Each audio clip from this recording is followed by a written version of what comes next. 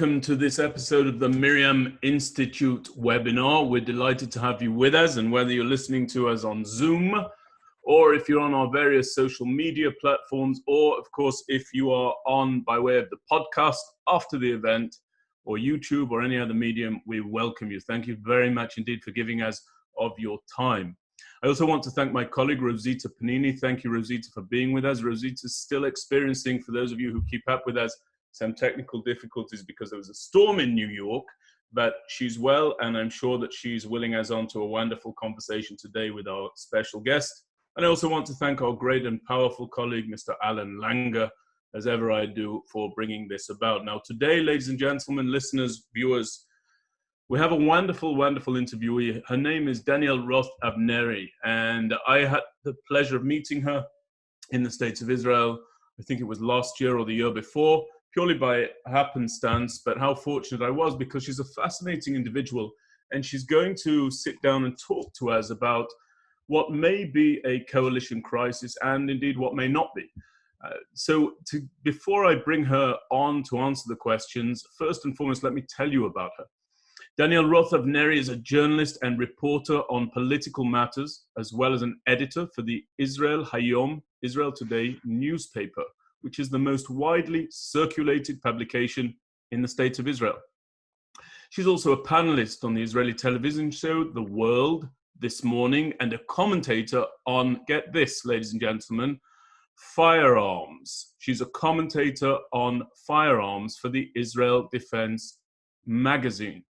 Drawing on her background as a member of the Israeli Olympic team for shooting, she acts as an Olympics commentator for Israeli sports media outlets. She was involved in trials for the Olympic team of the State of Israel. She is a former world and European medalist in shooting. Roth-Avneri also won the Maccabi Games triathlon in the age 30 plus category. She holds a degree in communications from the IDC. That's the Interdisciplinary Center in Herzliya. And she also undertook her full military service in the Israel Defense Forces from 2004 to 2006. And for the basis of this conversation, I'm going to refer to a fascinating op-ed that she published for the Miriam Institute and was published in the Allgemeine. Before I get to that, hello, Danielle. Thank you very much indeed for joining us. How are you? How's Israel at this time? Wow, Shalom Benjamin, and good afternoon. Tzaraim tovim. This is how we say it in Israel. Thank you for having me. It's a big honor for me. How is Israel those days? Israel is always interesting, if it's the COVID-19 that is over here and we're dealing with, if it's the political matter issues that we're dealing in all the time. I believe we will talk about both of them a lot. We definitely will, and I really appreciate you giving us your time today. We're looking forward to your insights. Before I get to the issue of the coalition crisis, I'd actually like the listeners to know a bit about you, because there's so much to talk about. First of all, tell us about your background in sport. Tell us how you got into the sport of shooting. What was your level of involvement in that sport, and what is it that fascinates you so much about that particular sport? Wow, it's a great question. And I must tell you personally that from all the questions in the world, this is the most emotional question for me. I came inside shooting when I was 13. I was a tomboy. At school, I made a lot of problems for the teachers because I talked a lot. And, I wanted to have fun, and those studies were really wasn't that for me. And I found myself a lot in sports. I mean, I went to ballet, and I went to athletics, and I went swimming, and I loved it. But once they took us from school to try shooting, and I was sure that shooting is nothing and it's not a sport. But after there was one competition at school and I got only to the third place, I decided that next week I'm going to come and I'm going to win the first place. And the reason that I fell in love with the shooting, it was because it was so different from me. I mean, you need to be calm. You need to make everything so quiet and so slow, and it was the difference between me and this sport. And I must tell you that in shooting, women and men are competing each other, and I loved it. Oh, I didn't So know that. yeah, So men go up in the same heats against the women. yeah, not in the Olympic Games, but Hmm. in competitions, yes, we do it. And for almost 10 years, I was in Israel national team. I was for 8 years Israel champion. In shooting, I left school, regular school, at the age of 16 and finished all school at the age of 17, so I can compete all over the world. And from the age of 14, 15, I was representing Israel all over the world and all over Europe. And it was a big honor for me. And I must tell you that shooting, it sounds easy, but it's not. For example, I was shooting 7 hours a day to get to be a medalist in the World Championships, and it's very hard. You need to be very focused. And I was shooting sometimes in Russia in under 20 degrees, or in Thailand in 40 degrees. So, you need to be very tough to do it. And it was a big honor to represent Israel for so many years. So what were you shooting? Forgive my ignorance. What were you actually shooting? What was your weapon? What was your tool? I was shooting two kind of Mm-hmm. Olympic rifles. The first one was a rifle. It was for 10 meters shooting in a closed area. I mean, there was no wind or sun, or we were there in our comfort zone. But I was much better in shooting small caliber. It's 50 meters caliber that I was Mm-hmm. shooting in an open range. And I did it in three positions: in prone, standing, and kneeling. The Mm-hmm. prone is the easiest one because you're near the ground. It's much Right. easier. But try kneeling.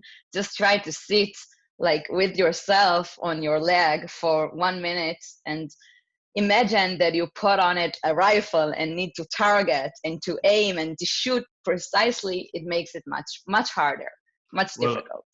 I'm afraid that I have my fair share of experience shooting in those positions, and I can tell you, never would I volunteer to do it. If I didn't have a mafaked, a commander screaming at me, you wouldn't find me doing that, because I know it's tough work. So that's wonderful. A very, very interesting experience that you had. Do you Thank you. now, in the IDF, Danielle, there is a program for sportaim, which means that if you're excellent at sport, soccer, basketball, shooting, whatever it may be, you serve in a way that accommodates and enables you to continue your sporting endeavors while giving your national service. Were you a sportait? Were you one of those sports people who served in that capacity, or did you serve in a different capacity? Yeah, I was serving in that capacity. It calls in Hebrew "sportai mitzdayen," like an outstanding athlete. And Mm-hmm. in shooting, only one shooter get it once a year. I mean, in soccer, they have like 20 soccer players that gets it every year.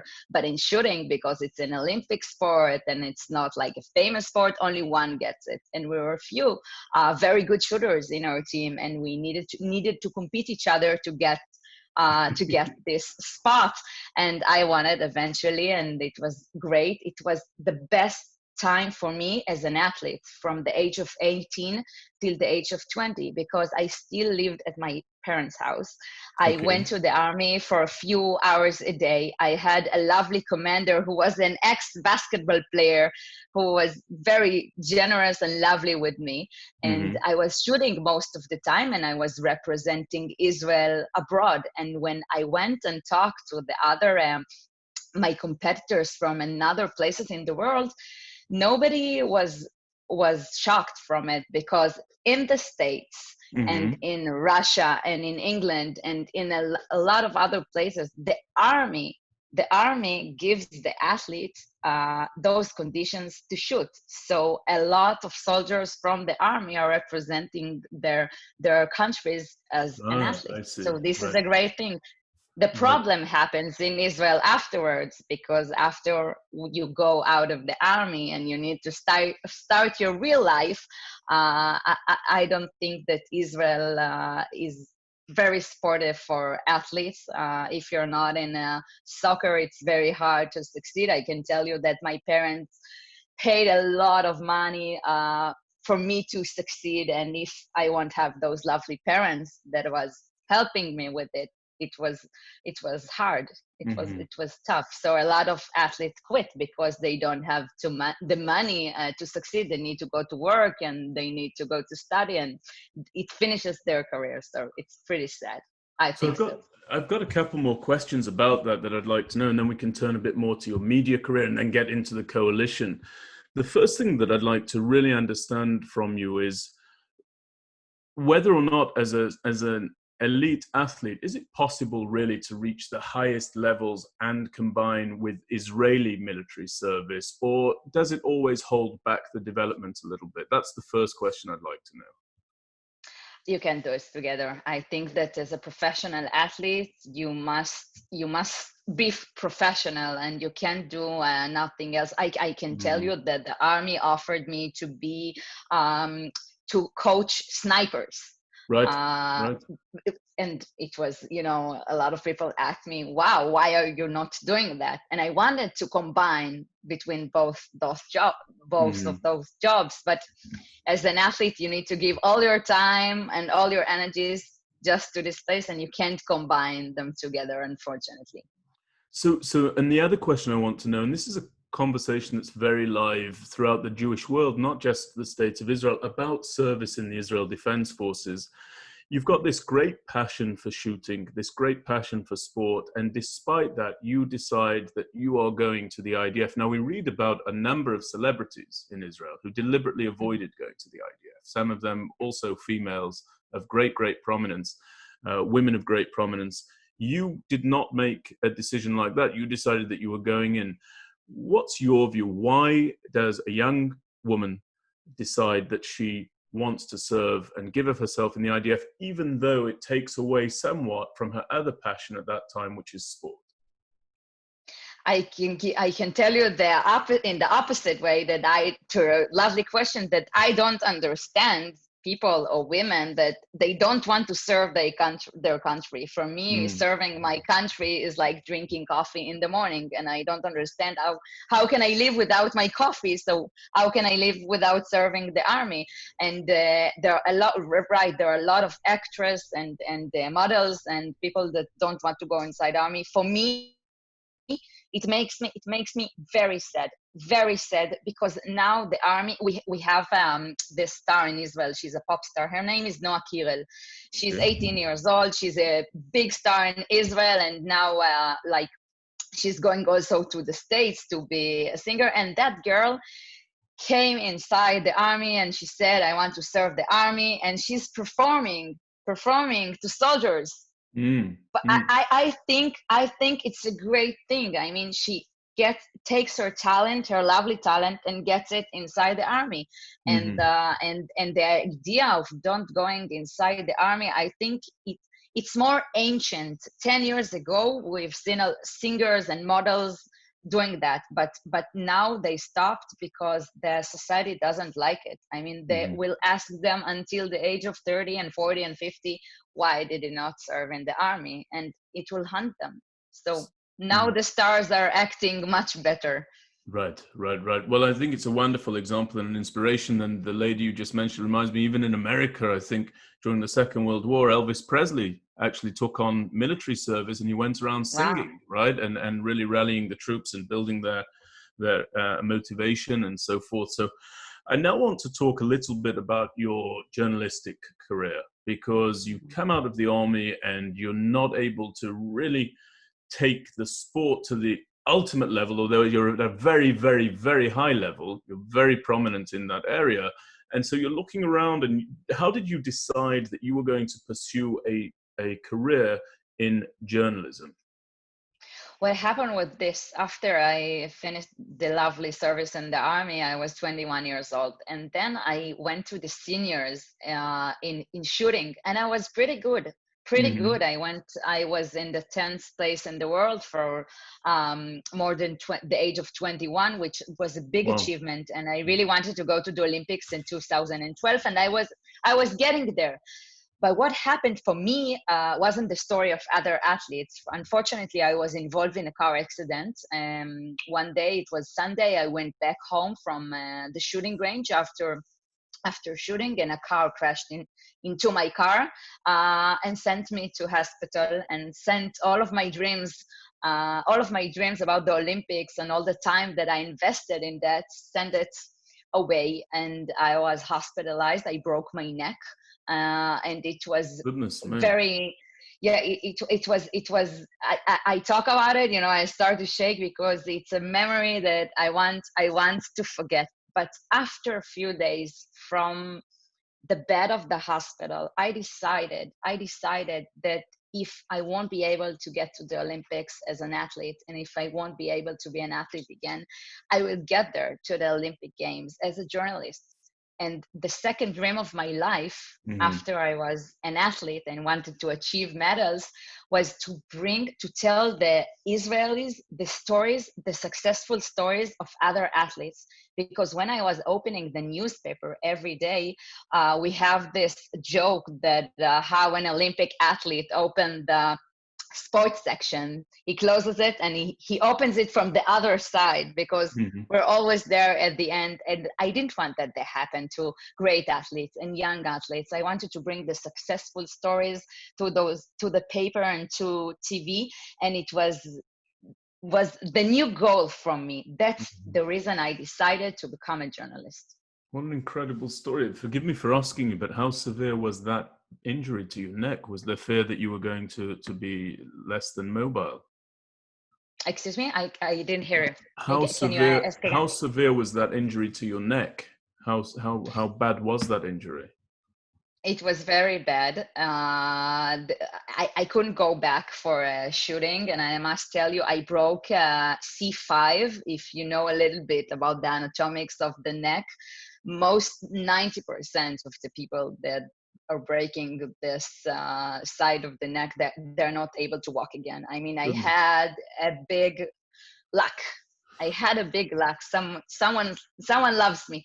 So for me, I can walk, I can dance, I can do everything. But I decided that I wanted to talk and I wanted to write eventually, and don't use my story. That is really an inspirational story. I didn't know anything about that. You know, we've only met briefly when you, me, Rosita sat down in Tel Aviv, and we didn't talk about that. One of the beauties of these conversations, Danielle, is because we get an hour and 15 minutes with you, we can ask questions we didn't expect to ask. So I'm going to ask one more about sport and your sporting life. Tell me why sport and the interaction of the world with Israel's athletes matters. Why does it matter politically? Why does it matter socially? Why does it matter on the global stage? You know, sometimes we see competing athletes from various countries refusing to shake hands with Israeli athletes. And then in other scenarios, we see Israeli athletes standing with the Israeli national anthem being sung there very pridefully. Why does that matter?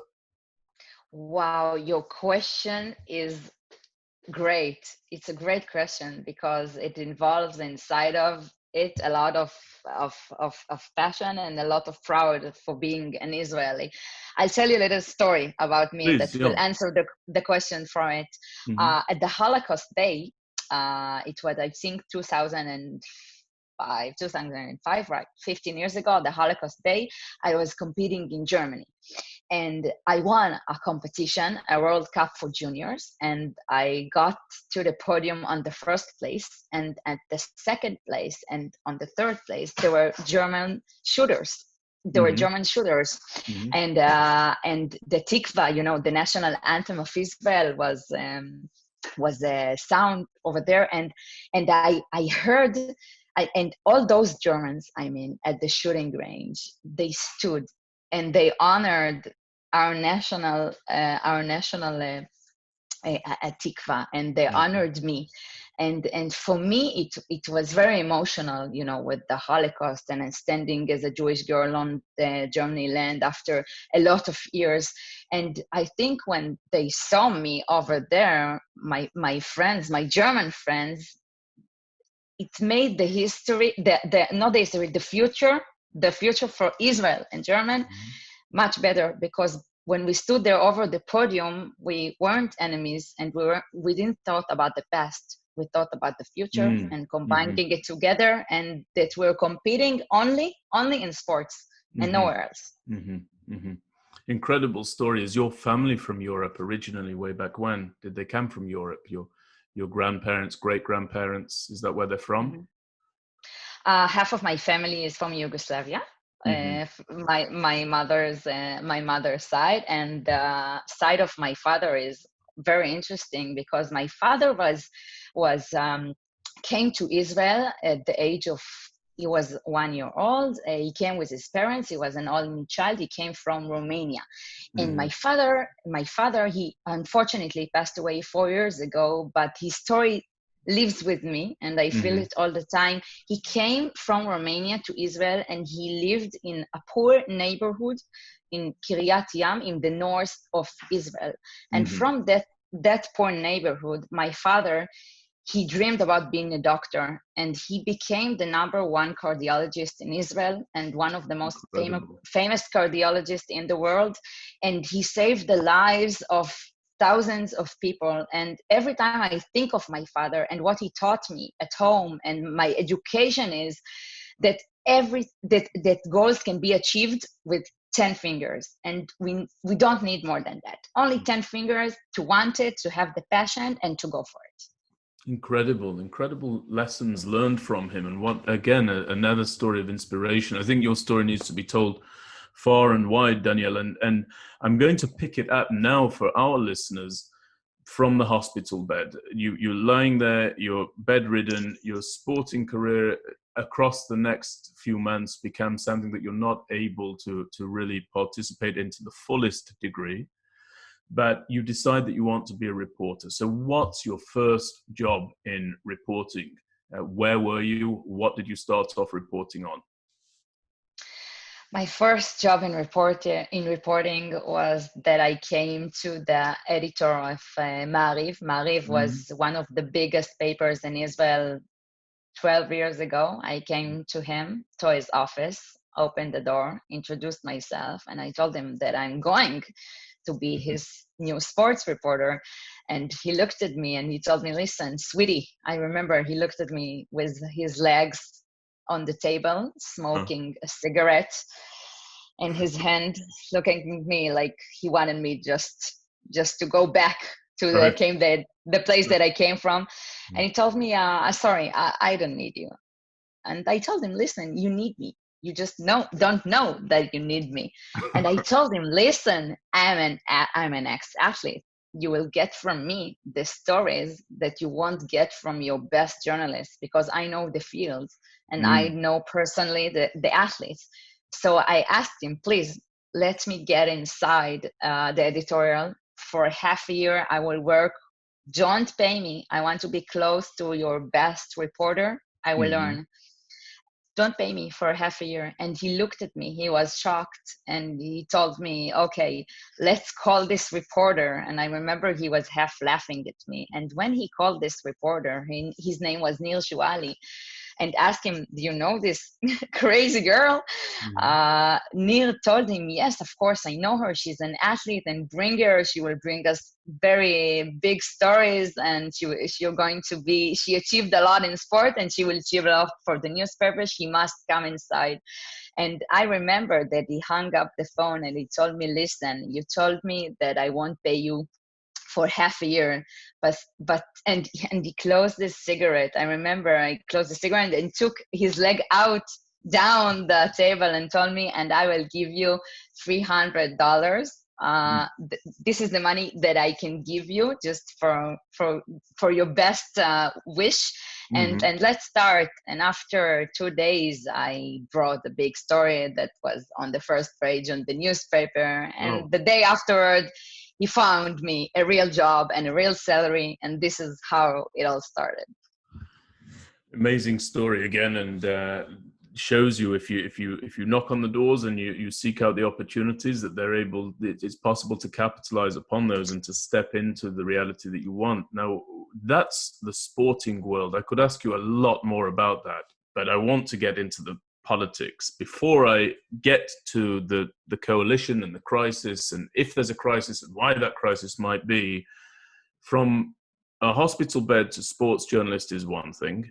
From sports journalist to political commentator and writer is another thing. How have you ended up as a political commentator? Don't tell me you banged on the door of that editor and told him or her you needed to come and work. How did that happen?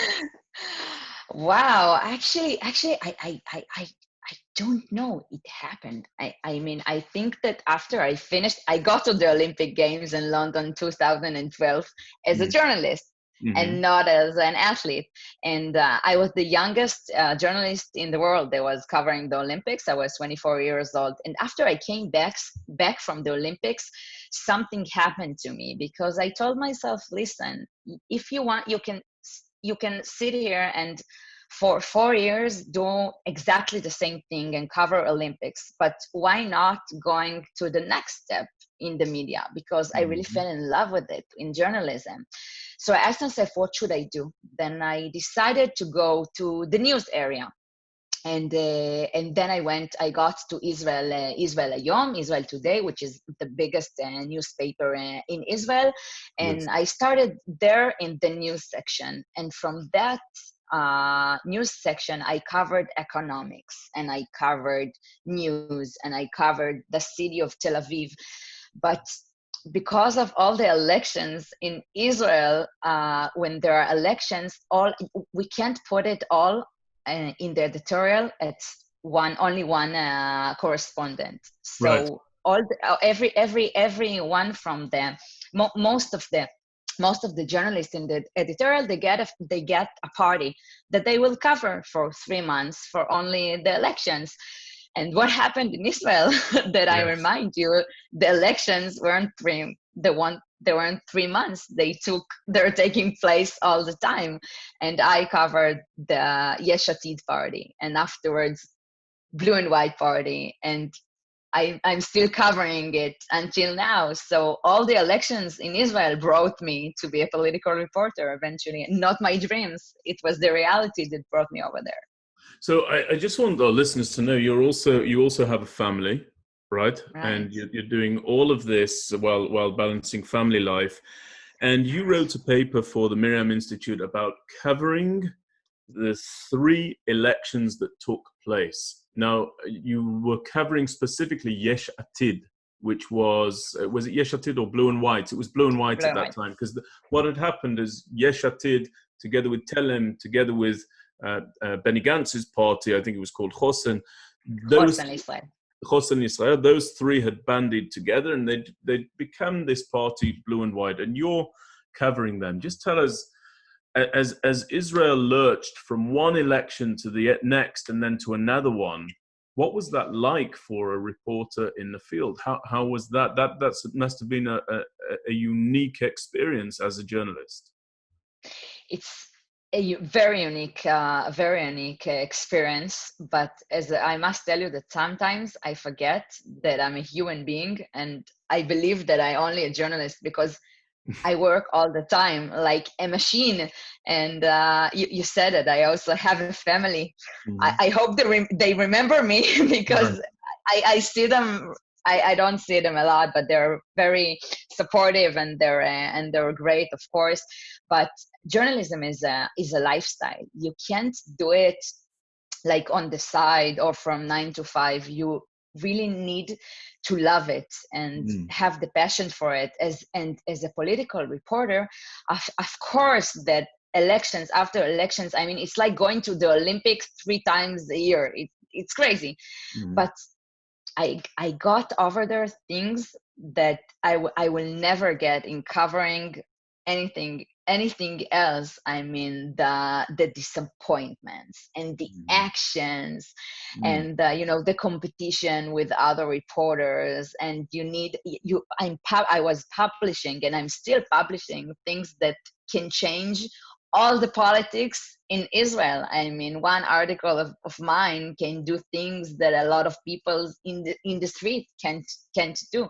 So it's a lot of power to do such a thing, but you need to be always focused. And when you're dealing with 1 year of elections, you get tired. You don't eat. You don't sleep. You always. Sometimes you're afraid. Did I do this good? Was this kuteret, lead was Headline. right. Mm-hmm. Headline was right. So Mm-hmm. I'm dealing a lot inside myself. And I can also tell you that unlike other correspondents that do only journalism, I'm also an editor. So I write and I edit, and Mm-hmm. there are two different jobs. So sometimes I edit myself, and sometimes it's good, sometimes it's bad. But I have the power of also telling the story and also deciding on the headlines that tomorrow all the country of Israel will talk about. And I think Right. that it's a lot of power and very interesting work. Very And a lot interesting. of responsibility, I assume, as well. A Right. lot of A lot responsibility. of, well, right. It's a lot of responsibility. I work a lot at night because we close the newspaper 11 p.m. And Mm-hmm. after I get back at home, my husband Tal sees me, and then I'm talking to him. Then he tells me, "Oh, you're not talking to me. You're still editing the Right. paper." And Right. he's right. And afterwards, when I open the newspaper in the morning, I see all those things. I'm telling myself, "Oh, this picture was it. I should put more higher. This headline was supposed to be a little different." I mean, Mm. I still edit it, but I need to leave it aside and go to it the next day. So it's a profession really that you eat, sleep, and breathe, the profession of journalism. So you wrote a paper for us, and for those who are listening, they can read it on our website at miriaminstitute.org under the experts tab. And the title is "No Pandemic Can Stop Our Political Crisis." And what you've written here in the beginning was, quote, "Only a coronavirus-sized global pandemic could break Israel's political paralysis, but not for long. Just a few months after the formation of the government, political feuding and paralysis is back, yielding to nobody and nothing, including the coronavirus crisis, potentially bringing us to the cusp of national elections once again within a year." Okay, so you just spoke to me, Danielle, about covering 3 elections. That ultimately came to an end because it was decided by those who were in the coalition that there needed to be a government in the face of this pandemic. And now you're saying, here we are, and there's possibly going to be another election. Why? What makes you think about that election? I'll talk to you about the budget in a moment. But first, I want you to talk about the personalities, specifically Benjamin Netanyahu and Benny Gantz. Mm-hmm. Right. Well saying. Benny Gantz and Benjamin Netanyahu are both. I mean, Netanyahu is the prime minister now, but he's supposed to leave his chair in a few months and give it the prime minister chair to Benny Gantz, because those are the coalition agreements they made while getting inside the government together. And it makes it puts a lot of tense inside of it. I mean, Netanyahu wants his chair, don't he doesn't want to give his chair, and Benny Gantz doesn't want to, don't take this chair. So there's a lot of egos between both of them. I mean, Netanyahu he's the leader of the Likud, which the Likud is leading in Israel 4 years, and Benny Gantz, he comes from the side that is very motivated to bring Netanyahu down, and you feel it that the only I say it very בזהירות, אבל You say it but carefully. You say it with a yeah, certain sorry, degree of care. Yeah. great. I say it very carefully, but you feel that the motivation of Benny Gantz, the only motivation of his, or the biggest motivation is to bring Netanyahu down. And when two leaders can't make business together and put all their emotions inside of it and don't want to to leave their chair, or they want their chair no matter what, it puts us in a real big problem. So everything over there is ego, and ego. We went to third elections because of ego, and I believe that we will go to the fourth elections also because their ego. So you actually do think that they're not going to reach a compromise and that we're going to see 4th elections coming up? Is that your view? I didn't say that, but I believe there will be 4 elections.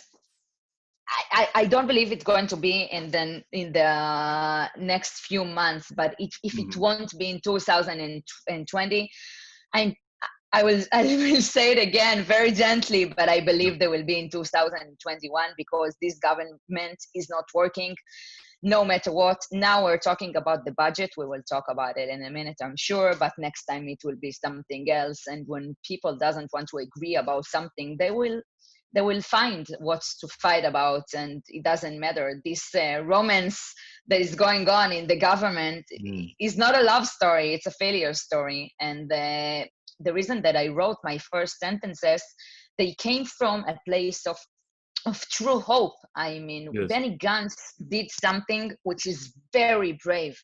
Benny Gantz raised up Blue and White Party to bring Netanyahu down. And because of COVID-19 and because what is going on in the world and in Israel, he put it aside and said, okay, I will do what's best for Israel.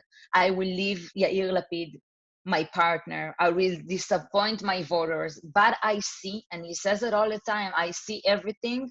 I see Israel in the first place. And when he sees Benny Gantz Israel in the first place, he wanted to go inside the coalition with Netanyahu. And now it's very hard, but he did a brave step, but now he's paying the price for it. And I want to break this into two parts, if I may. The first is this issue of the budget, right? Because there's the technical aspect, which is that within 100 days, an Israeli government must pass a budget. And we're coming right up to that 100-day limit. When is that, Danielle? August the August 25th of August and 25th of August, which is my birthday. Happy birthday. I will know. Thank you. I will know, Benjamin, if it's going to be a happy birthday and we won't go to elections, or if it's going to be maybe an interesting birthday and I will cover another elections. Right. Well, I hope that you have a wonderful birthday, no matter what happens there. But what I'd like to know is, we're right up to that point now, and there isn't yet a compromise there. Now, some people are saying there's no compromise because Prime Minister Netanyahu wants a one-year budget, as you put in your article, and Benny Gantz wants the original longer-term budget. But you actually say that there's more behind it, that the budget is perhaps being used for political reasons, not just pragmatic reasons. Tell us about what's going on in behind the scenes. Right. So Benjamin Netanyahu wants 1 year budget. It calls 1 year budget, but it's actually 4 years, 4 months, 5 months. Yes, 5 months, 4 or 5 months budget, because he says, listen, we have the coronavirus right here. I mean, all the world is dealing with it. We don't know what is going to be tomorrow, in the next week, in the next month. So we need a budget which is short and very, very strict. But we understand, I mean, we don't need to be political reporters to understand that he's doing it because he also wants to take care of himself and still sit on the chair of the prime minister. And I'll explain to you why. If this budget will be only 4 months budget, afterward, Netanyahu, he can lefazer, he can dissolve. He can dissolve he can dissolve the parliament of Israel, and we will go to another elections no matter what happens. This is the reason that I told you that maybe 2021 we will go over there.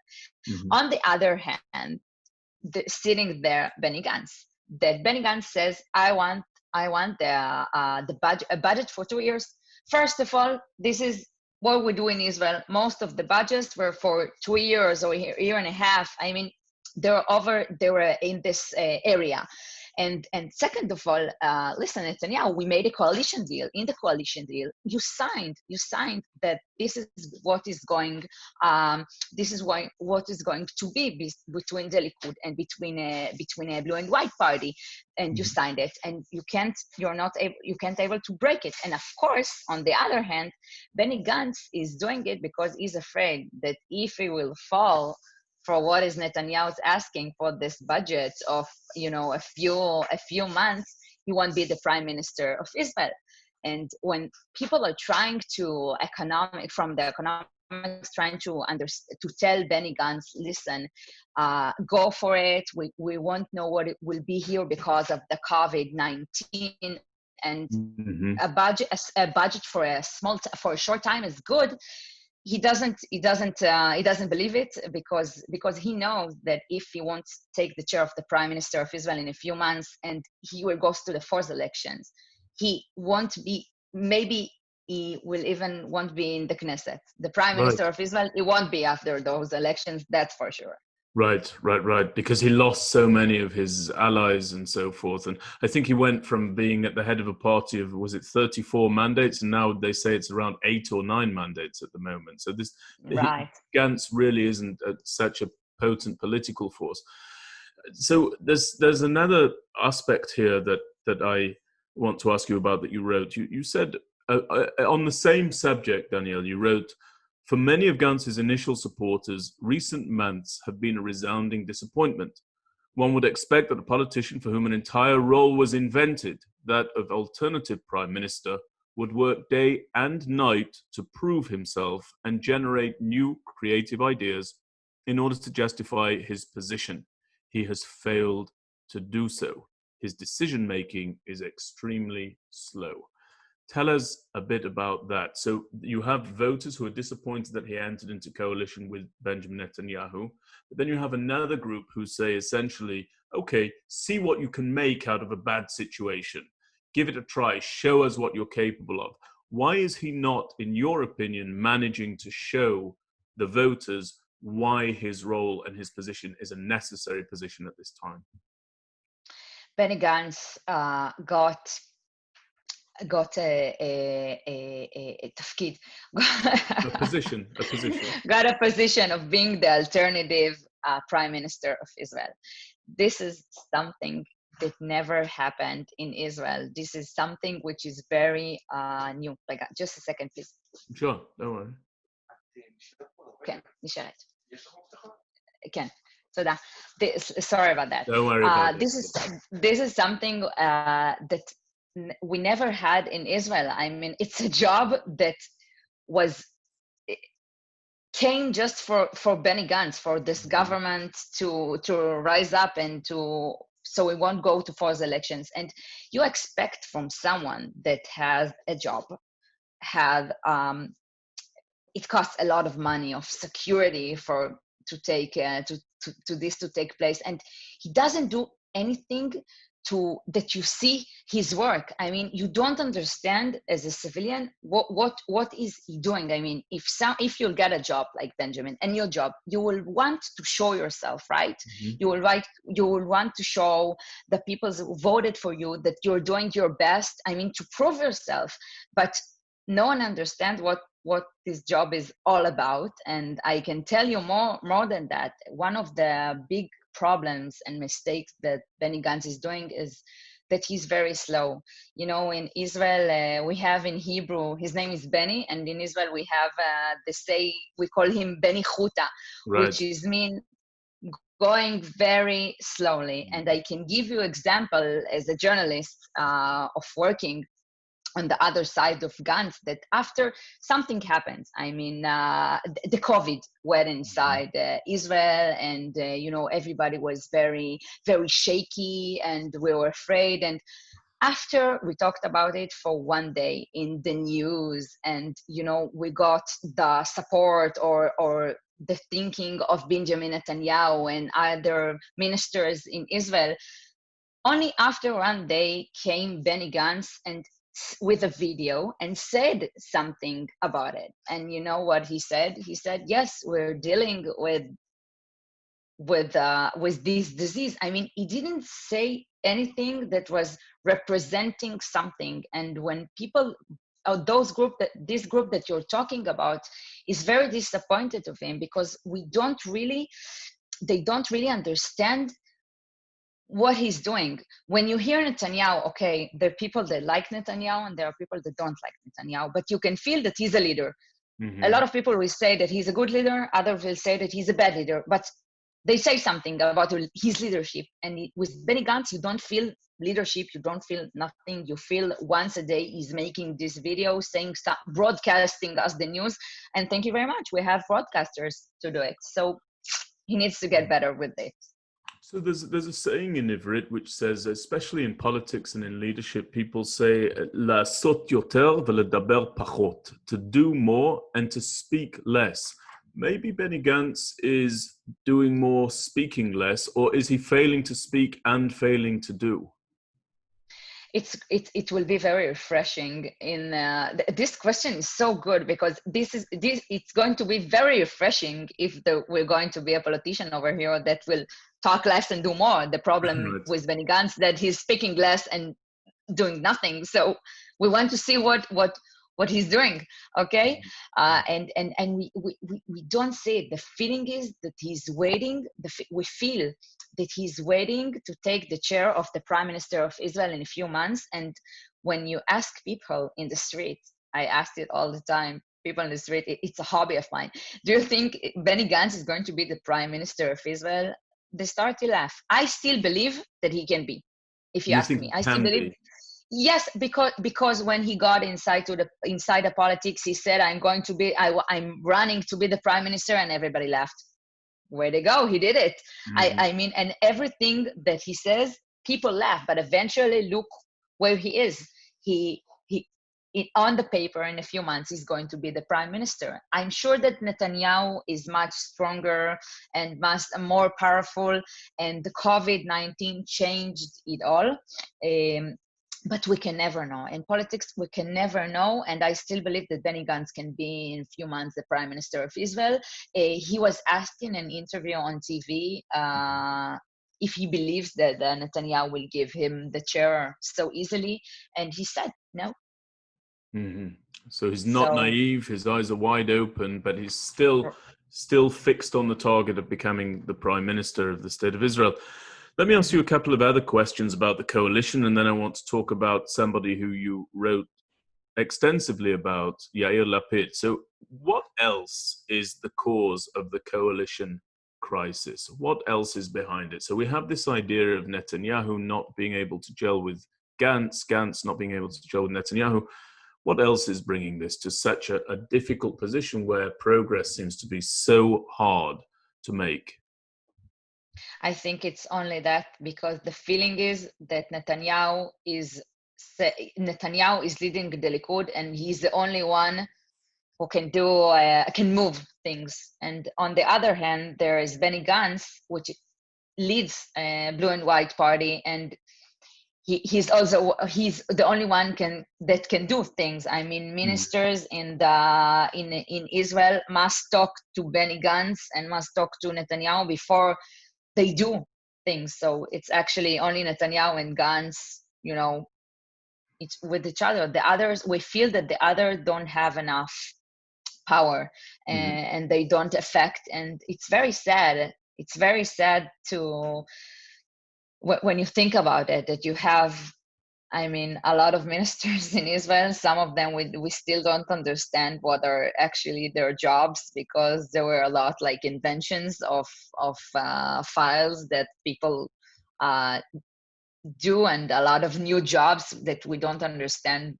What I mean, what this minister is doing, but the feeling is that Netanyahu and Gantz is holding it all the decisions. And I must tell you more, that maybe Gantz is quiet and silent, not because he's not smart. Maybe he's doing it because he doesn't want to upset Netanyahu. And then we will be in a bigger problem, because again, if we will go to forced elections, Gantz finished his political life. That's for sure. Right. So your view is elections not imminently, but this coalition is not going to hold beyond 2021. That's your opinion at this time. Okay. Wow. Okay. You made a topic out of me. Very good job. You should be a journalist, Benjamin. Maybe one day. Who knows? It's an interesting profession, certainly. I want to ask you about somebody else who you mentioned here, Yair Lapid. Okay, because within your op-ed, and again, I'm encouraging people to read this opinion piece, because I think anyone who's on here can hear just the expertise and the experience that underpins what you write. You've said that there is leadership to emulate. Yair Lapid, leader of Yesh Atid and chairman of the opposition, is filling the void of alternative leadership created by Gantz. Lapid is now polling at 16 seats, which is a leap forward for him, and is capitalizing upon his role as opposition chief. Gantz would do well to emulate that example. Where is Lapid going right? I'll give you an example. I saw a very fiery discussion in the Knesset, I think it was yesterday, between Netanyahu and maybe it wasn't yesterday, but it was very recent. Netanyahu spoke, and then Lapid responded, and then Netanyahu responded to him, and then Lapid responded. It was a very, very, very strong and forceful discussion. I'm sure you know the one that I'm referring to. How has Yair Lapid gone from being somebody who at the beginning was also somewhat ridiculed? People used to say, I'm not sure that this individual has the political wherewithal to succeed. And now suddenly he's going rosh barosh, head to head with Bibi Netanyahu. What's he doing right? Everything. But first of all, media. First of all, media. I remind you that Yair Lapid came from the media. He was the face of 12 News in Israel, which is the biggest TV channel in Israel, and of course the leading news in Israel on TV. And he was the face over there, and he understands media. He's a professor for media, and a lot of things that he's doing or saying, he's doing them because he knows that it will make him more powerful when people will see it, and when people will watch it. And I'm sure he doesn't believe it all, but he knows how to make the show. And when I see Lapid, every time I meet him, we laugh that he says about himself that he's a showist. It means in Hebrew, someone who likes to show himself. And because he's very good and very talented, he's a true actor. And when he comes on stage, no one gets to the level of it. Some of the people see in it leadership. Others see over there something fake. But he understands what Benny Gantz didn't understand, that the fourth elections, although if they will come in 2020 or 2021 or 2022, they will come eventually. And he's starting like talking to the voters now. And this fight with Netanyahu, it wasn't a real fight. It was a campaign for him, because for Lapid, as leading of the coalition, to bring the prime minister of Israel to fight with them, this is a very high level. For him, it's very good. All the consultants will tell him for sure that this is great, because it puts him aside to Benjamin Netanyahu. And where is Benny Gantz? Sleeping? Right. Lapid is doing something very good on screen. Danielle, there's so much more that I could ask you about, but I only have another 15 minutes of your time, and you've been very gracious so far. So I'm going to limit it to 3 more questions, if that's okay with you. The first one is about women in the Knesset and female leadership. You wrote here, and this is something very close to our hearts over here. As you know, the co-founder of our institute is Rosita, and she's a woman who's leading this institute, and she and I both feel very, very strongly about creating platforms for expertise and experts who are women, and we're very pleased to have you within the institute. You've said here, quote, "This month witnessed another example of leadership, one that promoted gender equality in the political system. 3 women from 3 different political parties who sit on the coronavirus Knesset committee cancelled a government decision. They were the committee chairwoman Yifat Shasha Biton of Likud, Yulia Malinkovsky of Yisrael Beitenu, and Hilat Shai Vazan of Blue and White." Tell us a bit about how these women have stormed to prominence in their role of really great responsibility, the committee chairwoman of the coronavirus Knesset committee.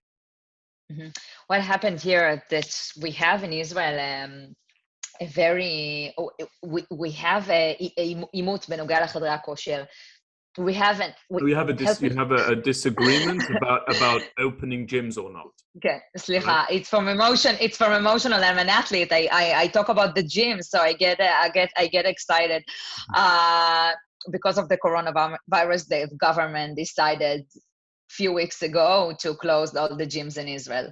And this decision was, I'm telling you as an athlete, as a reporter, and as a person, that this idea of closing all those places was for sure from someone who doesn't entered a gym in his life, okay?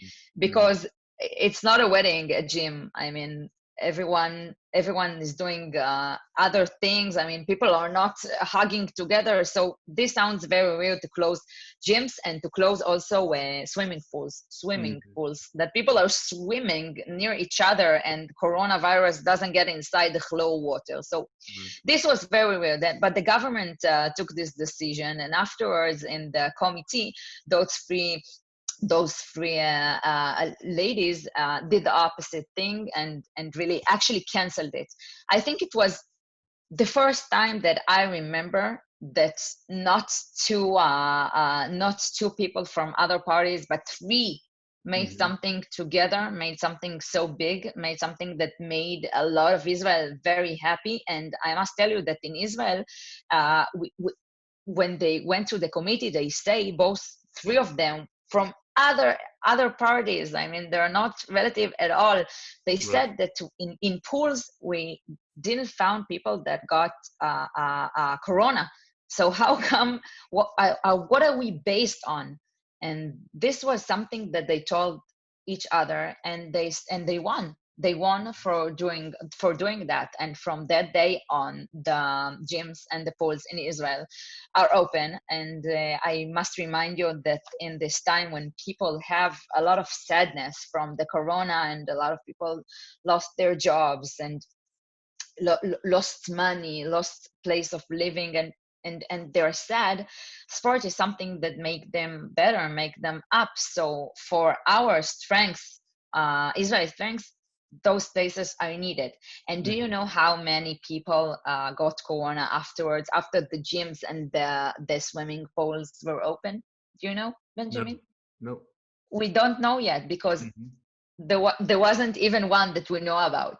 Okay, Right. so they're right, and they did something together, and their leadership, I'm not sure if there's something which is we can call it women leadership, but from what I saw over there, they didn't put their ego aside. They put the citizens inside the picture. They thought about us, and they did it together, and that's a great and wonderful thing, and the men should learn from it. and now I want to ask you the last two questions. As I said, question number one on that list: news and media is very much under attack and scrutiny today. We hear very, very often the idea of fake news, and we hear very often the idea of agenda. How do you feel as a journalist, as a reporter, as somebody very committed to the state of Israel, when you hear that charge? And what do you think the danger is if people agree with that idea or ignore that idea? What do you think are some of the dangers that lay in wait when people continually talk about fake news? When I hear those words, fake news, for me, there's a picture, right? There's a painting near me. I can tell you that the artist that maybe painted this picture, for him, fake news is, for me, if someone will, take a pen and did an X on his picture. This is very insulting. The first time that I read a talkback about something that I wrote that took me a lot of hours to achieve and to think and to bring and to explore, it was very shocking for me, because it was very offensive, very offensive. But on the other hand, I know as a journalist and, as a successful man, that if we were listening to what everyone was telling us we will be getting crazy and we should Right. listen to ourselves. So fake news, those are words which I don't like. They're just came to the world to offend. But the world agenda is something else, because everyone has an agenda. Every newspaper, every media, every person, everyone who wants to succeed, every person who thinks has an agenda. And it's not a bad thing, because if, for example, you will go with me somewhere and we'll cover it together, okay? We'll see exactly the same things and talk exactly with the same people. I can assure you that I and you, we won't be able to bring exactly the same article, because you will see it other than me. So our agendas are different, and it's okay. I don't think it's something bad. Nowadays there are journalists, on Twitter, that are writing always their opinions. I can tell you on myself that I'm still a bit ancient. I don't tell always what I think. In this conversation, I said a lot. It's because you're a great interviewer and you should be a journalist. So you got Thank you.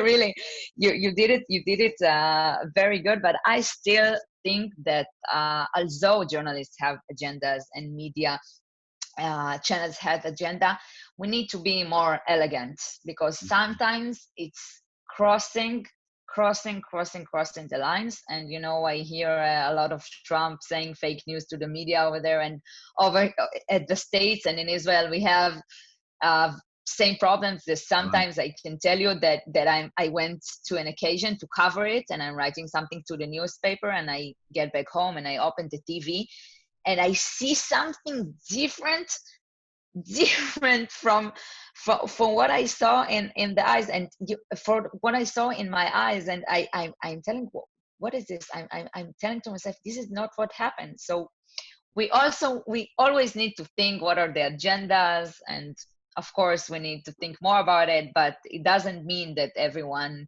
that has a blog is a journalist and he can do that job. Right. My last question for you, this conversation, Danielle, is so much about the coalition crisis and so much about the situation in Israel. And you are an athlete, and you are a journalist, and you are a mother and a spouse, and so on and so forth. But you're an Israeli, and it seems to me that you put Israel above all else. What is Israel to you? Why must Israel get this right? What does Israel mean to you, and how would you explain what Israel is to you, to our listeners and to others?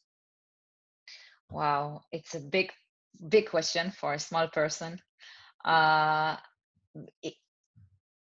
think Israel is my smile right now. Okay, Israel is me talking to you while we're on COVID-19, and you decided that you want to take the journalist from Israel and make a conversation with her and not with the one from the States.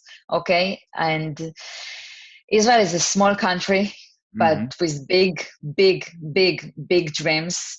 And I think that our power, although we are crazy, we act crazy, we have egos, but we really love each other. And when you see someone in the street falls down, all the street will stop and go over to him.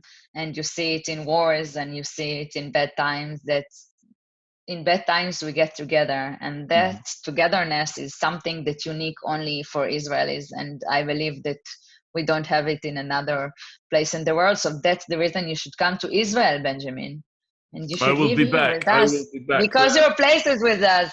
Absolutely. Benjamin. Believe me, I will be back there. I've been in New York Right. since March, but I'm looking forward to getting back as soon as they get the quarantine lifted. And I just want to thank you, Danielle. I think this was your first interview in English. Wasn't so bad, right? You enjoyed it. It was a good experience.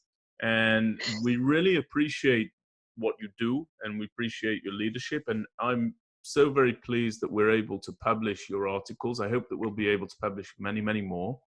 And of course, when the world comes to rights, as we said to you, we'd very much like to bring you here to lecture on the university campuses and elsewhere about your experiences as an athlete, as a journalist, as a commentator.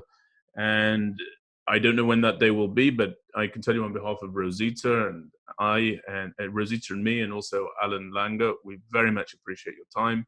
Thank you for being with us, and we thank our listeners and our viewers for being with us.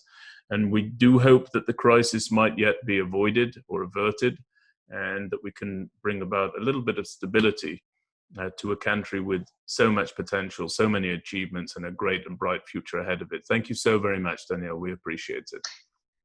Thank you very much, Benjamin, and thank you, Rosita and Alan and all the viewers. And I want to wish you all happiness and wealth. And thank you for listening to me. It was a big honor for me and for Israel to represent her in this Zoom. Thank you very much. Thank you. We'll do it again. Yes.